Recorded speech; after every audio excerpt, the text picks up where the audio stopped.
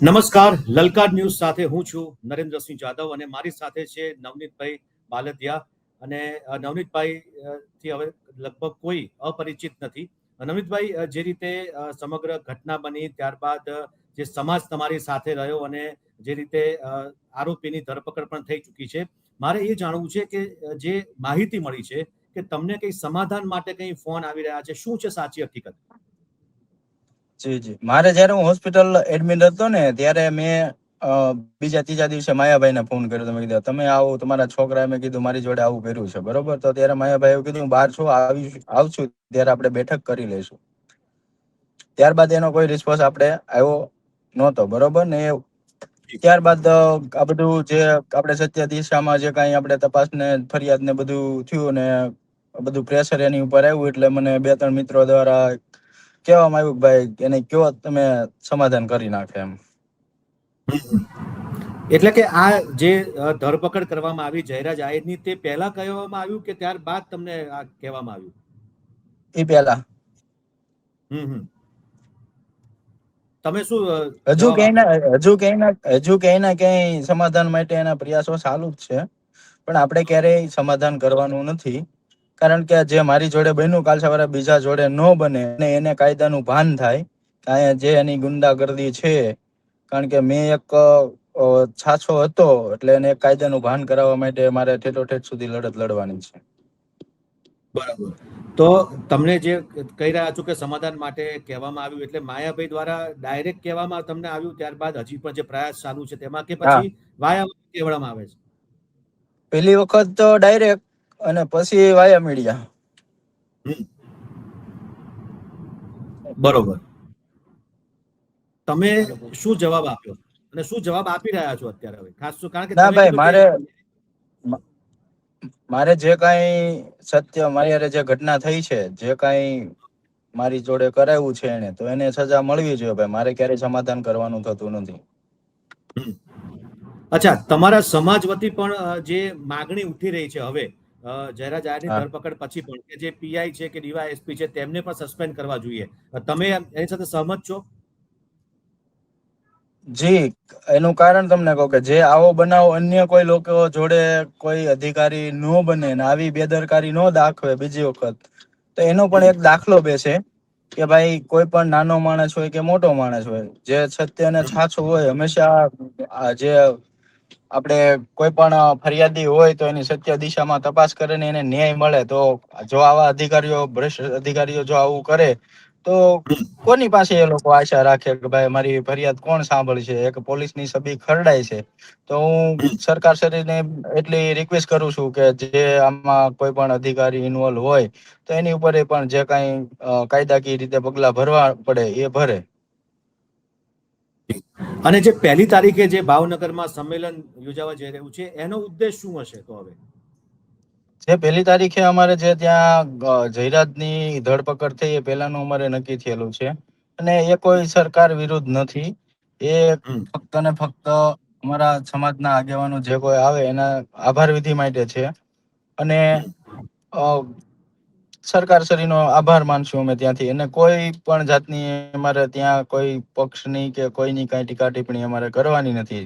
અમારે ખાલી અમારા સમાજના જે કોઈ આગેવાનો છે, અમારા સમાજની આભાર વિધિ માટે અમે પ્રોગ્રામ રાખેલો છે.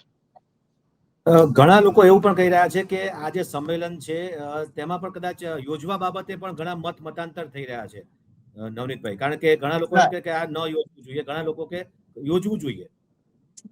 એમાં એવું છે, જો સમાજ પ્રત્યે બધાને પ્રેમ હોય તો કોઈને કોઈ નો ઓલી થાય કે ભાઈ માનો કે ત્યાં એ લોકો જે ભાવનગર જિલ્લાના છે અત્યાર સુધીમાં કોઈ આવેદન પત્ર કે કોઈ વસ્તુ આપી નહોતી, એટલે એ લોકોને સમાજ પ્રત્યે પ્રેમ છે કે ભાઈ અમારે આ રીતનો કાર્યક્રમ કરવો છે. તો આપણે કીધું છે કે કોઈ વાંધો નહીં ભાઈ, આપણે આગેવાનોની આભાર વિધિ કરવી છે. જે સમાજે એક થઈને ન્યાયની લડત લડી છે તો એને આપણે આભાર માનીએ છીએ. મીડિયા મિત્રોનો પણ ત્યાં આભાર માનશું, બરોબર? અને સરકારશ્રીનો અમે આભાર માનશું કે કોઈ પક્ષ લેવલે ત્યાં કોઈ આવતા નથી. ફક્ત ને ફક્ત કોળી સમાજ જે છે એ જ આવે છે બધાય.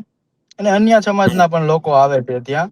અને બીજું કે જે કોઈની સાથે મારી જેમ જે અન્યાય થયો છે એ લોકોને પણ આપણે કીધું છે પેલા પણ કે ભાઈ જે મારી ઘોડે જે કોઈને અન્યાય થયો હોય ને જેનો યોગ્ય દિશામાં તપાસ ન થઈ હોય તો એ લોકો પણ ત્યાં અમને આવી અમારા આગેવાનો છે, અમારી જે લીગલ ટીમ છે એને આવીને રજૂઆત કરે, જે સત્ય અને સાચું હશે એના પ્રૂફ પુરાવા આપશે તો કદાચ હાઈકોર્ટ સુધી એના કેસ લડવા પડે તો અમારી લીગલ ટીમ એમના પણ કેસ લડવાની છે, બરોબર. એટલા માટે ત્યાં અમે 1 તારીખનું સંમેલન રાખેલું છે. એટલે કે તમારા સમાજના જે પણ લોકો આવા અગાઉ ભૂતકાળમાં આવા અન્યાયનો ભોગ બન્યા હોય તે લોકો પણ આમાં આવશે.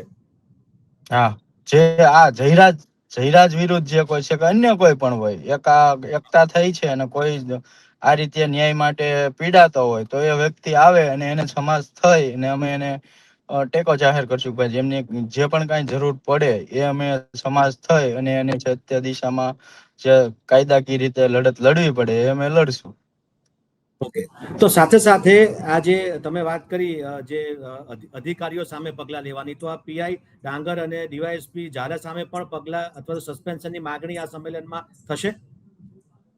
જી, એ તો એક રજૂઆત સમાજ ભેગો થાય છે તો રજૂઆત અમે કરશું ત્યાંથી. ભાઈ સરકાર શ્રીને અમારી નમ્ર વિનંતી છે કે ભાઈ જે આ કાયદાકીય રીતે જે એની ઉપર થવું જોઈએ એ થવું જ જોઈએ, કે જેથી કરીને અન્ય કોઈ જે આ પોલીસ ડિપાર્ટમેન્ટને એ લોકોને જે કાલો દાગ બેસાડ્યો છે, એક એ વિભાગમાં એક એની છબી ખરડાણી છે, તો એના વિશે સરકાર શ્રી પણ એક્શન લે અને એની છબી સારી થાય એવી અપેક્ષા રાખીએ અમે, કે જેથી કરીને તમે અન્ય કોને કોઈ જગ્યાએ હા, કોઈ પણ આવો બનાવ બને ને કોઈ પોલીસ કર્મી આવી ભૂલ ન કરે એના માટે એક આ દાખલો બેસે એવી પણ અમારી રજૂઆત હશે.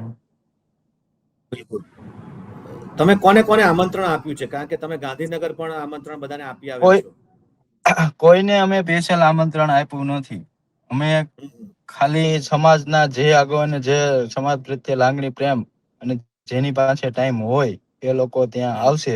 ફરજિયાત કોઈને નહીં, પણ ફરજિયાત અમે જ્યારે અમે બગદાણા ખાતે મહાસંમેલન કરશું અમારા સમાજનું, જે કાંઈ અમારે આગળ કઈ રીતનું શું કરવું છે એના માટે બગદાણા ખાતે અમે પરસોત્તમભાઈ સોલંકી, દિવ્યેશભાઈ, હીરાભાઈ બાવળિયા સાહેબ એ બધાની સાથે ચર્ચા કરી અને જે કાંઈ અધ્યક્ષ સ્થાને અમારે જે કાંઈ અમારા સમાજના તમામ આગેવાનો જે કોઈ રાજકીય પક્ષ વાળા છે, પક્ષપાત મૂક્યા વગર સમાજ લેવલે અમારે જે બગદાણા ખાતે મહાસંમેલન થશે ટૂંક સમયની અંદર, એની અમે તારીખ અમે બધા ભેગા થઈને જાહેર કરશું. તમે કુંવરજીભાઈ બાવળિયાને પણ મળ્યા હતા, શું વાત થઈ? જી, અમે જે અમારા કેસ બાબતની બધી કે સાહેબ આ રીતનું બધું છે ને જે કાંઈ થયું છે એ બદલ અમે તમારો અમને જે ન્યાય મળ્યો છે એ બદલ એનો આભાર માનવા માટે અને સરકારશ્રીનો આભાર માનવા માટે કે જે કાંઈ અહીંયા સુધી પહોંચ્યા છે ને જે એમના જે સત્ય જે છે એ સત્ય બહાર આવે એ પ્રમાણે તપાસ થાય એ બાબતની અમારે ચર્ચા થઈ છે. બિલકુલ. આભાર નવનીતભાઈ લલકાર વાત કરવા બદલ. તો જે રીતે નવનીત બાલદિયા જે કહી રહ્યા છે કે 1 તારીખે જે સંમેલન થવાનું છે અને આ સંમેલનમાં સમાજના લોકો જે આવશે, આગેવાનો આવશે, તે તમામનો આભાર માનવામાં આવશે. સાથે સાથે અન્ય જે ભૂતકાળમાં પણ આવા બનાવો બન્યા છે સમાજના યુવાનો કે યુવકો કે કોઈ પણ ઉપર, તે કેસ પણ કદાચ તેની પણ ચર્ચા થશે અને જયરાજ આહિર દ્વારા પણ કદાચ આવી કોઈ અલગ અગાઉ કનટગત કરવામાં આવી છે તો તેની પણ રજૂઆત કરવામાં આવશે તેવું તેમનું કહેવું છે. સાથે જ મહત્વની વાત એ છે કે આ જે સંમેલન ભાવનગરમાં યોજાવા જઈ રહ્યું છે તેમાં હજુ પણ જે માગ યથાવત છે, માગ ઉભેલી છે, જે આક્રોશ એ પીઆઈ ડાંગર અને ડીવાયએસપી ઝાલા સામે છે, તેમને સસ્પેન્ડ કરવાની માંગ પણ વધુ ઉગ્ર બનશે આ સંમેલનમાં, તેવું નવનીતભાઈ વાલદિયાની વાત ઉપરથી હાલ તો લાગી રહ્યું છે. જોવાનું એ રહેશે કે આ સંમેલનમાં હવે આગળ, આ સંમેલન થકી આગળ કેવા કેવા નવા સમીકરણો રચાશે. આ જ પ્રકારના ન્યૂઝ જોવા માટે અમારી લલકાર ચેનલને લાઇક, શેર અને સબસ્ક્રાઇબ જરૂર કરજો. નમસ્કાર.